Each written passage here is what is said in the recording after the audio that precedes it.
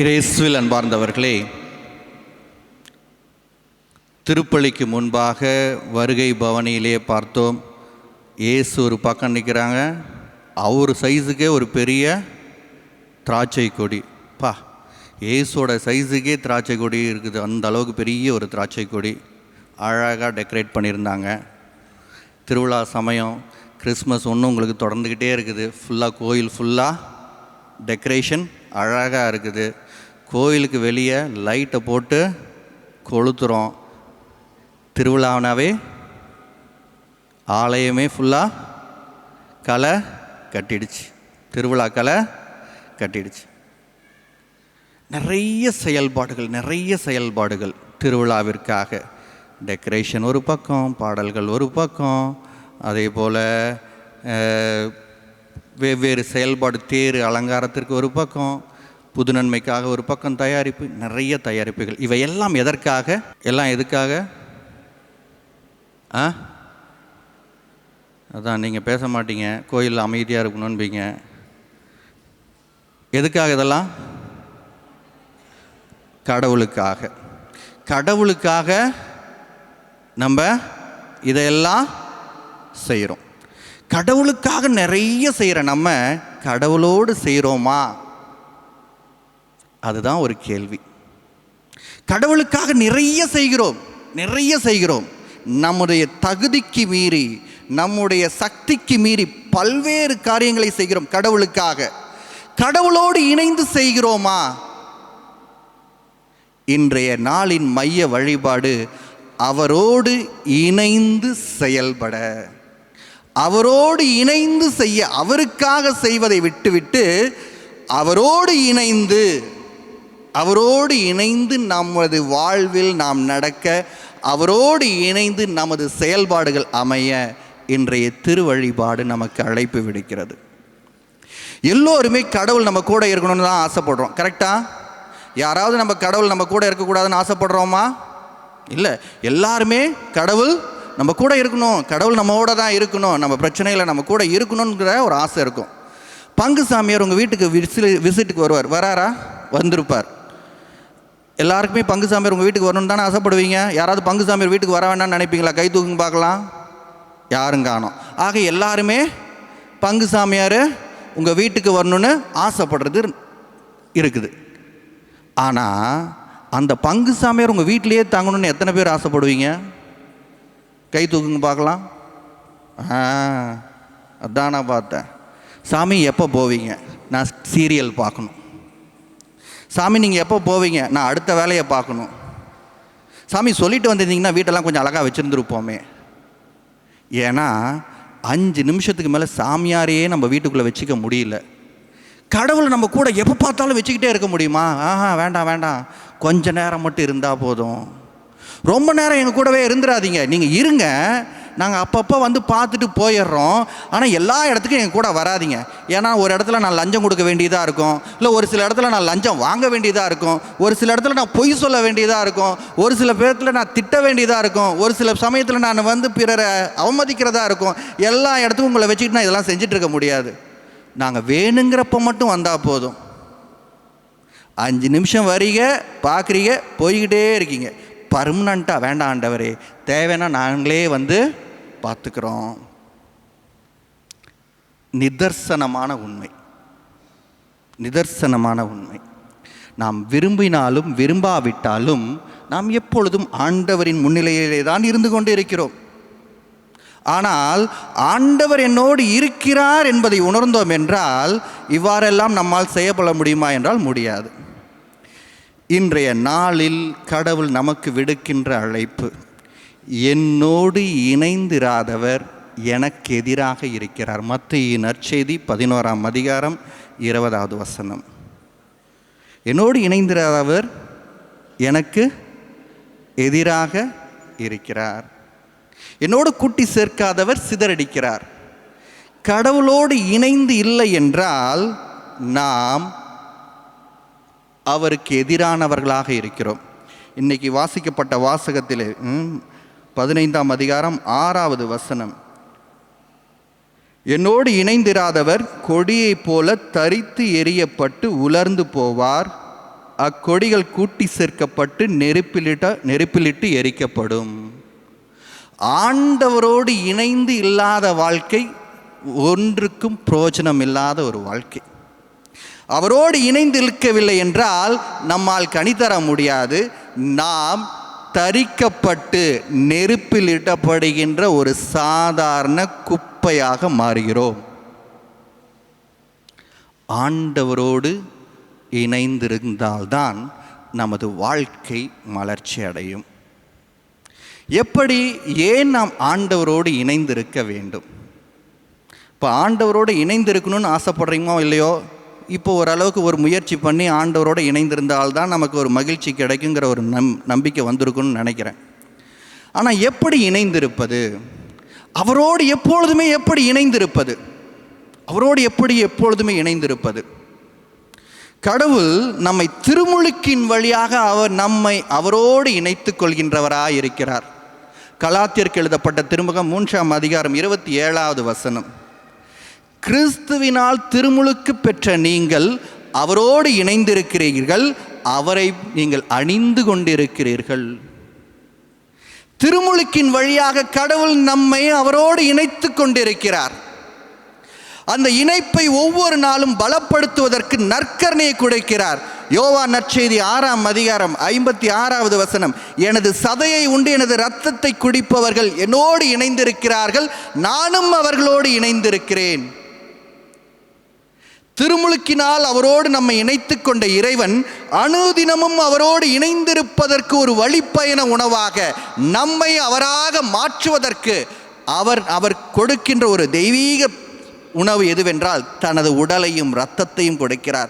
அவரது உடலையும் இரத்தத்தையும் உட்கொள்கின்ற நாம் அவராக நாளுக்கு நாள் மலர்ந்து மாற்றம் அடைந்து கொண்டே இருக்க வேண்டும். மூன்றாவதாக இறை வார்த்தை.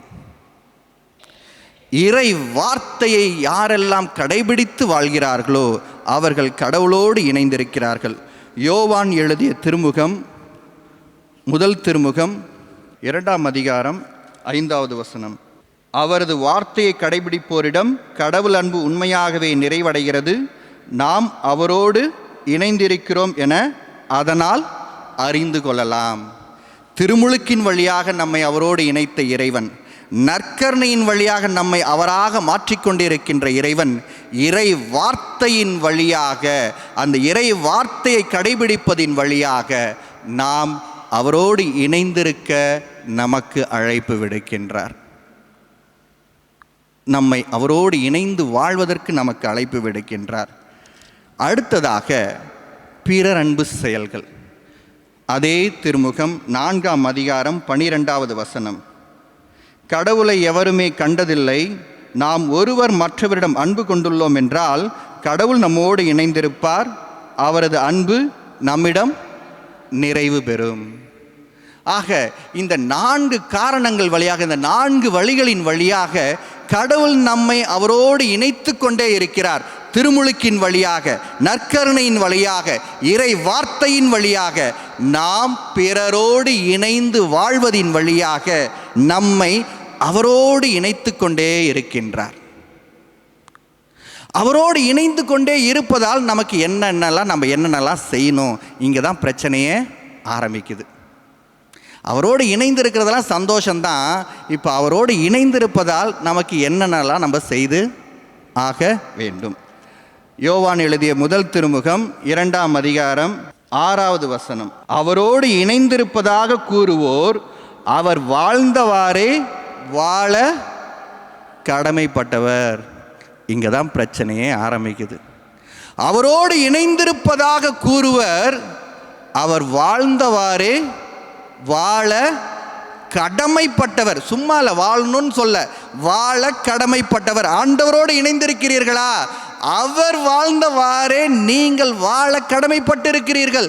எந்த ஒரு காம்ப்ரமைஸும் கிடையாது. அங்கே பிறருக்காக ஒரு கன்னத்தில் அறைந்தால் மறு கன்னத்தை காட்டு, மன்னி, பிறரை மன்னிக்க வேண்டும், பிறர் மீது பழி வாங்குகின்ற எண்ணம் இருக்கக்கூடாது, பிறரை ஏற்றுக்கொள்ள வேண்டும், பிறருக்கு கீழ்ப்படிந்து நடக்க, இதெல்லாம் முடியாத சாமி.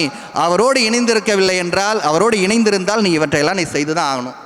நான் அவரோடு இணைந்திருக்கிறேன்னு சொல்லிட்டு நீ இதெல்லாம் செய்யலைன்னா சும்மா வேஸ்ட் தான். ஆண்டவரோடு இணைந்திருக்கிறவர்கள் அவர் வாழ்ந்தவாறே வாழ கடமைப்பட்டவர்கள். என்னுடைய வார்த்தை இல்லைங்க, இறை வார்த்தை. அதே திருமுகம் 3ஆம் அதிகாரம் 6வது வசனம், அவரோடு இணைந்திருக்கும் எவரும் பாவம் செய்வதில்லை. ஆண்டவரோடு இணைந்திருப்பவர்கள் பாவம் செய்கிறாங்களான்னா கிடையாது. ஆக கடவுளோடு நம்ம இணைந்திருக்கிறோமா, இதெல்லாம் நமக்கு செக் பாயிண்ட் தான். ஆண்டவரோடு இணைந்திருக்க வேண்டும் என்றால் நாம் அவரோரை போல வாழ கடமைப்பட்டிருக்கிறோம். எவருமே பாவம் செய்ய முடியாது. இப்போ முடிவு பண்ணுவோம், கடவுளோடு இணைந்திருக்கலாமா வேண்டாமா, இல்லை அப்பப்போ வந்துட்டு போனால் மட்டும் போதுமா? ஆனால் ஒன்றுங்க, ஆண்டவரோடு இணைந்திருக்கிற வாழ்க்கையில் இருக்கிற ஒரு மிகப்பெரிய ஆசீர்வாதம் வேறு எதுவுமே கிடையாது. விடுதலை பயணம் இன்றைக்கி வாசிக்கப்பட்ட வாசகம் 33ஆம் அதிகாரம். அந்த பகுதியானது மோயிசன் 10 கட்டளைகளை உடைச்சி மக்களை திட்டிட்டு திரும்பியும் போய் 10 கட்டளைகளை வாங்கிட்டு வர்றதுக்காக மேலே போகிறார். அப்போ போய் ஆண்டவர்கிட்ட பேசிகிட்டே இருந்துட்டு திருப்பியும் கடவுள்கிட்ட எல்லாத்தையும் முடித்த பின்னாடி கடவுள்கிட்ட சொல்கிற வார்த்தை, இந்த மக்களை வழி நடத்துறதுக்கு என்னால் தனியாக முடியாது, நீங்கள் எங்கள் கூட வாங்க. அப்போ கடவுள் சொல்லுகின்ற ஒரு வார்த்தை, அதற்கு ஆண்டவர், எனது பிரசன்னம் உன்னோடு செல்லும், நான் உனக்கு இளைப்பாறுதல் அளிப்பேன். ஆண்டவர் நம்மோடு இருக்கின்ற பொழுது, அவர் பிரசன்னம் நம்மோடு இருக்கின்ற பொழுது கடவுள் நமக்கு இளைப்பாறுதலை கொடுக்கின்றவராக இருக்கிறார்.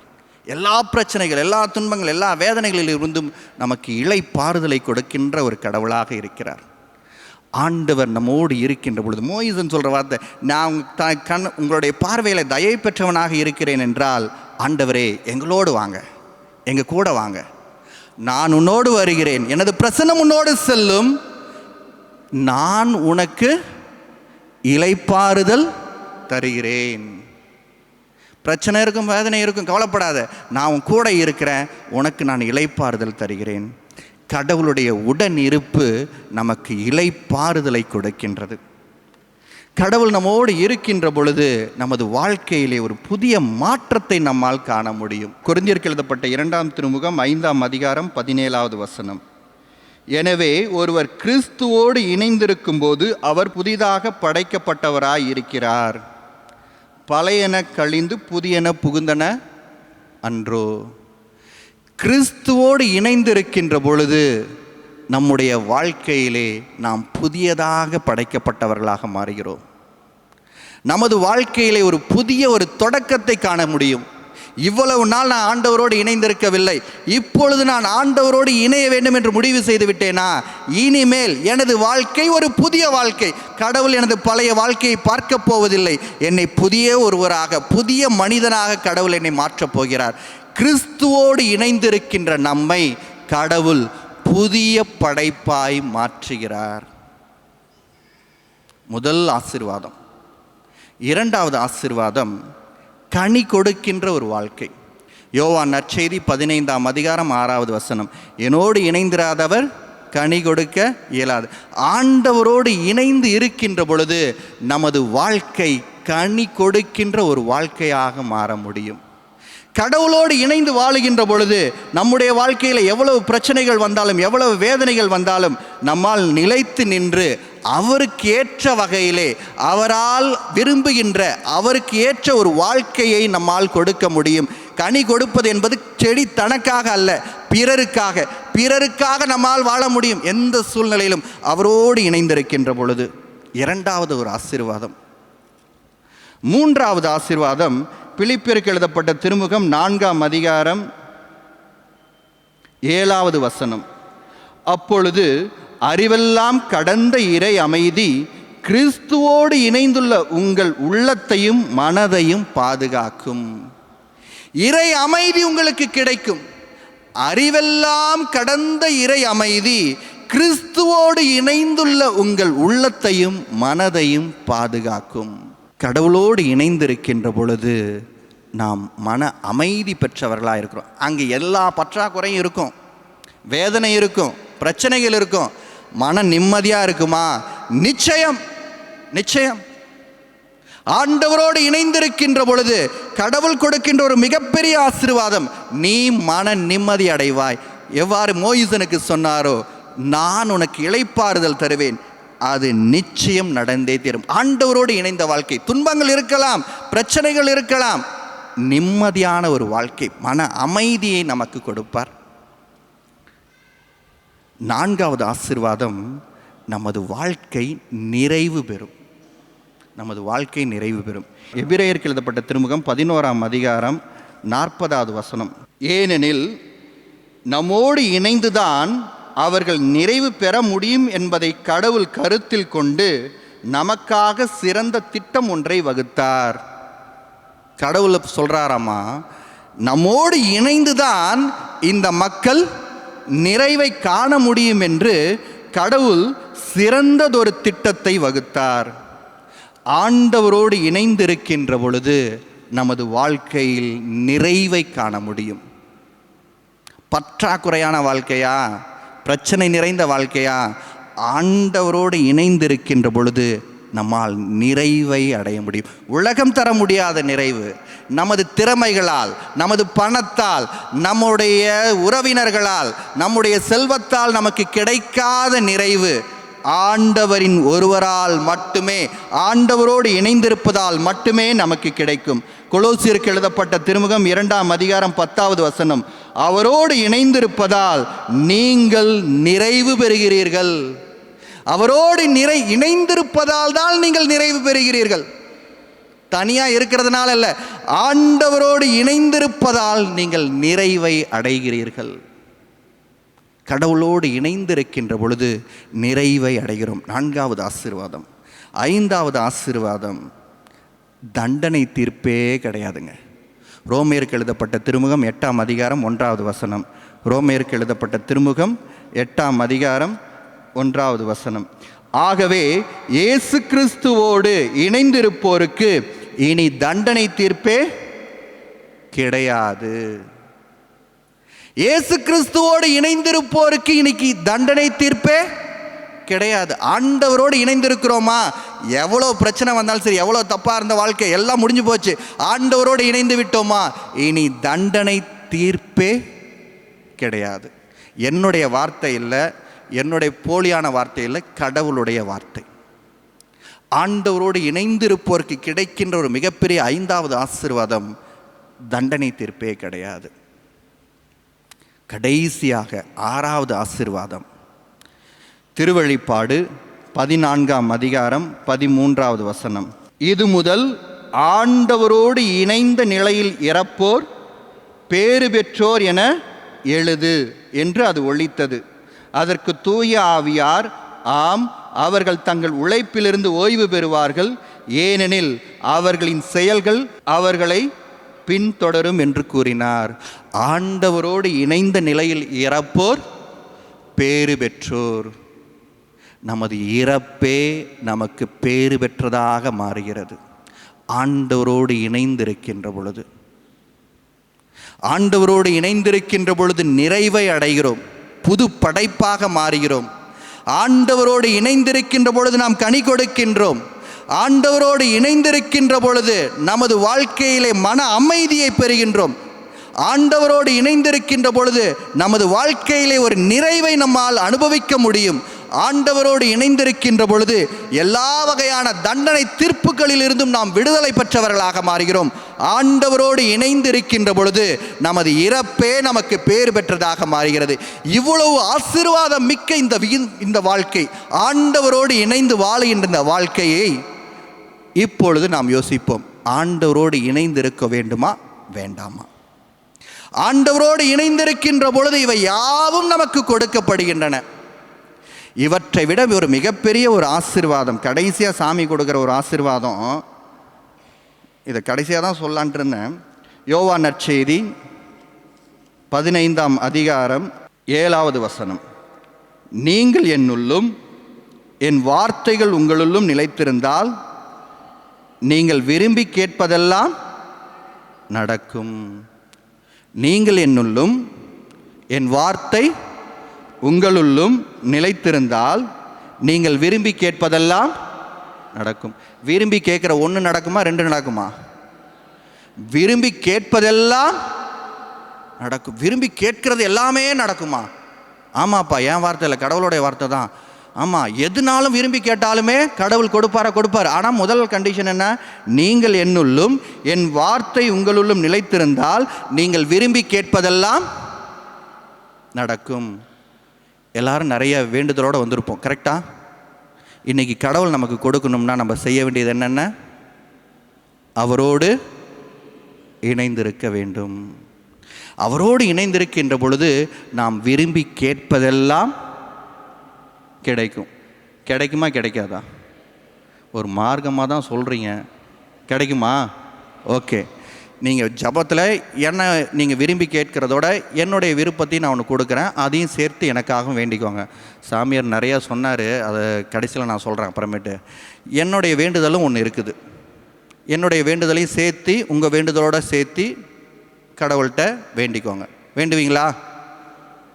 சொல்லாமல் என் வேண்டுதலை நான் போப்பாண்டவர் ஆகணும்னு வேண்டிக்குவாங்க. என்னங்க சிரிக்கிறீங்க?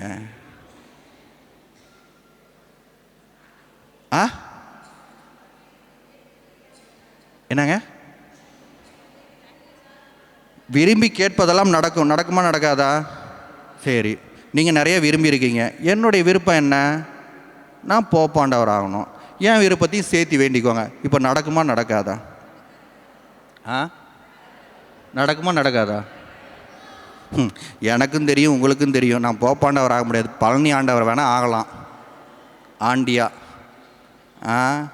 திருத்தந்தையில் தெருத்தந்தை கிறுக்கு பிடிச்ச தெருத்தந்தையாக வேணால் அலைஞ்சிட்ருக்கலாம். திருத்தந்தையும் ஆக முடியாதுன்னு எனக்கும் தெரியும், உங்களுக்கும் தெரியும். இந்த ஆண்டவரை சோதிக்கிற மாதிரியான பெட்டிஷன்லாம் தயவு செய்து வைக்காதீங்க. கடவுளை சோதிக்கிற மாதிரியான வேண்டுதலை வைக்காதீங்க. நீர் கடவுளின் மகனானால், எப்படி சாத்தான் சோதித்ததோ அதே தான். நமக்கே தெரியுது நடக்காதுன்னு. அப்புறமேட்டு என்னத்துக்கு? நான் சும்மாவே இருக்கணும் ஆனால் பாஸ் ஆகணும், நான் சும்மாவே இருக்கணும் எனக்கு பணம் வரணும், நான் சும்மாவே இருக்கணும் ஆனால் என் கடனெல்லாம் அடையணும். என்ன நடக்கும்? இதுக்கு அழகாக ஒரு பகுதி இருக்குது. யோவான் எழுதிய முதல் திருமுகம் 5ஆம் அதிகாரம் 14வது வசனம். நாம் கேட்பது கடவுளுடைய திருவுளத்திற்கு ஏற்ப அமைந்திருப்பின் அவர் நமக்கு செவிசாய்க்கிறார். கடவுளோடு இணைந்திருக்கிறோம்னா நமக்கு விருப்பம் நம்முடைய சொந்த ஆசை விருப்பம் அதுக்கெல்லாம் அங்கே இடமே இல்லை. ஆண்டவருடைய விருப்பம் மட்டுமே. நம்முடைய வேண்டுதல் கடவுளுடைய திருவுளத்திற்கு ஏற்பதா இருந்தால் கடவுள் நமக்கு செவிசாய்க்கிறார். ஆக என்னுடைய திருவுளம் தனிப்பட்ட எனக்கென்று எந்த ஒரு விஷயமும் கிடையாது. ஆண்டவருடைய விருப்பம் மட்டுமே. அவரோடு இணைந்திருக்கிறேன்.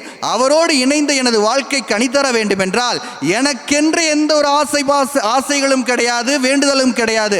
என்னுடைய ஒரே ஒரு ஆசை, ஒரே ஒரு வேண்டுதல், ஆண்டவரே உமது திருவுளத்தை நிறைவேற்றுகிறேன். அவ்வளவே தான். இவ்வளவு ஆசீர்வாதங்களை கடவுளோடு இணைந்திருக்கின்ற பொழுது நமக்கு கொடுக்கிறார். நாம் கடவுளோடு இணைந்திருந்தோம் என்றால் நாம் புது படைப்பாக மாறுகிறோம். கடவுளோடு இணைந்திருந்தோம் என்றால் நமது வாழ்க்கையிலே நாம் மன அமைதியை பெறுகிறோம். கடவுளோடு இணைந்திருந்தோம் என்றால் நாம் கனி கொடுப்பவர்களாக மாறுகிறோம். கடவுளோடு இணைந்திருந்தோம் என்றால் நாம் முழு நிறைவை அடைகிறோம். கடவுளோடு இணைந்திருந்தோம் என்றால் தண்டனை தீர்ப்பே நமக்கு கிடையாது. கடவுளோடு இணைந்திருந்தோம் என்றால் நமது சாவே நமக்கு பேறு பெற்றதாக மாறுகிறது. நாம் கடவுளோடு இணைந்திருந்தோம் என்றால் நாம் வேண்டியதெல்லாம் நமக்கு கிடைக்கும். இப்போ கடவுளோடு இணைந்திருக்க நாம் தயாராக இருக்கிறோமா? இப்போ நம்ம கடவுளோடு இணைந்திருக்க தயாராக இருக்கிறோமா இல்லையா? ஒரு முடிவுக்கு வாங்க. தயாராக இருப்பீங்க. கடைசியாக முடிக்கிற மாதிரி செரி ஆன் த டாப் அப்படின்னு சொல்லுவாங்கள்ல, கடைசியாக ஒன்றே ஒன்று. இதுக்கப்புறம் நான் எதுவுமே பேசலை. நீங்களே முடிவு பண்ணுங்கள், ஆண்டவரோடு இணைந்திருக்கலாமா வேண்டாமா அப்படின்னு. ஆண்டவரோடு இணைந்திருக்கலாமா வேண்டாமா அப்படிங்கிறத இப்போ முடிவு. ஆண்டவரோடு இணைந்திருக்கிறதுனால இவ்வளோ ஆசீர்வாதத்தை நான் சொல்லிட்டேன். ஆண்டவர் இப்போ கடைசியாக ஒன்று சொல்கிறேன், அதுக்கப்புறமேட்டு ஆண்டவரோடு இணைந்திருக்கலாமா வேண்டாமா அப்படிங்கிறத முடிவு பண்ணுங்கள். வழக்கமாக இந்த ஃபாதர்ஸு சிஸ்டர்ஸ்லாம் ட்ரான்ஸ்ஃபருக்கு போடுறதுக்கு முன்னாடி கடைசி நாளைக்கு ட்ரான்ஸ்ஃபர்னால் இன்றைக்கி கூப்பிட்றாருன்னா பிஷப் கூப்பிட்டு பேசுகிறாருனாவே ஏதோ ஒன்று நடக்க போகுது, சம்பவம் நடக்க போகுதுன்னு அர்த்தம். நான் உன் கூடவே இருக்கிறேன்ப்பா, ஓகே. நீ எது கேட்டாலும் செய்கிறேன்ப்பா, ஓகே. ஆக மொத்தம் நம்மளை எங்கேயோ ஒரு இடத்துல தூக்கி போட போகிறாங்க. நான் உன் கூடவே இருக்கிறேன், உனக்கு எல்லாத்தையும் செய்கிறேங்கிறப்பே நீ ரெடி ஆகிக்கோ, ஏதோ பிரச்சனைக்கு தயாராகி இருக்க போகிற. நான் கூடவே வந்து உனக்கு இளைப்பாறுதல் தருவேன். இளைப்பாறுதல்னா என்ன? களைப்பாக இருக்கவங்களுக்கு இளைப்பாறுதல். ஆக மொத்தம் நம்மளை வந்து களைப்படைய செய்ய போகிறாரு. களைப்படைந்தால்தான் நமக்கு இளைப்பாறுதலை தரப்போகிறார். ஆண்டவரோடு இணைந்திருக்கின்ற பொழுது ஏதோ ஒரு பிரச்சனை இருக்க போது, ஏதோ சோதனை இருக்க போது. ஆனால் எல்லா சோதனையிலும் நம்மளை கைவிட்டுருவாரானா? கிடையாது. தீமோத்தேயுக்கு எழுதப்பட்ட 2ஆம் திருமுகம் 3ஆம் அதிகாரம் 12வது வசனம். தீமோத்தேயுக்கு எழுதப்பட்ட 2ஆம் திருமுகம் 3ஆம் அதிகாரம் 12வது வசனம். தீமோத்தேயு 2 தீமோத்தேயு 3ஆம் அதிகாரம் எத்தனாவது வசனம்? வீட்டில் போய் தயவு செஞ்சு இதை படித்து பாருங்கள். அதுக்கப்புறம் ஆண்டவரோடு இணைந்திருக்கலாமா வேண்டாமான்னு முடிவு பண்ணுங்க.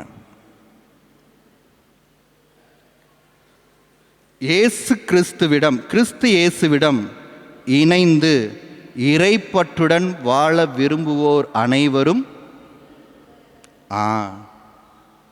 மகிழ்ச்சியாக இருப்பாங்க, துன்பம் இல்லாமல் இருப்பாங்கலாம் சொல்ல. இயேசு கிறிஸ்துவோடு இணைந்து வாழ விரும்பும் அனைவரும், இறைப்பற்றுடன் இணைந்து வாழ விரும்பும் அனைவரும் இன்னலுறுவர். என் வார்த்தை இல்லை, கடவுளுடைய வார்த்தை. என் வார்த்தை இல்லை, கடவுளுடைய வார்த்தை. என் கூட இணைந்து வாழுகின்ற பொழுது உனக்கு என்ன இருக்க போகுது? ஆமாம், ரொம்ப சொகுசான வாழ்க்கை கிடையாது. மகிழ்ச்சி எப்பொழுதுமே சிரிச்சுக்கிட்டே எல்லாருமே புகழ்ந்துட்டு இருக்கிற வாழ்க்கை கிடையாது. ஆண்டவர் இயேசுவோடு இணைந்து இறைப்பற்றுடன் வாழ விரும்பும் அனைவரும் இன்னலுறுவர். இப்போ நம்ம தயாராக இருக்கிறோமா? யோசுவா, நானும் என் வீட்டாரும் ஆண்டவருக்கே ஊழியம் புரிவோம். நம்மளால் சொல்ல முடியுமா? இப்போ நான் ஆண்டவரோடு தான் இணைந்திருப்பேன், ஆண்டவருக்காக வாழுவேன், ஆண்டவரே எனக்கு நிறைவை தருவார். இதை நாம் சொல்ல வேண்டும். அவராக நாம் மாற வேண்டும். அவரை நாம் பிறருக்கு பிரதிபலிக்க வேண்டும். இந்த வரத்தை இந்த திருப்பலியிலே வேண்டி நாம் ஜெபிப்போம்.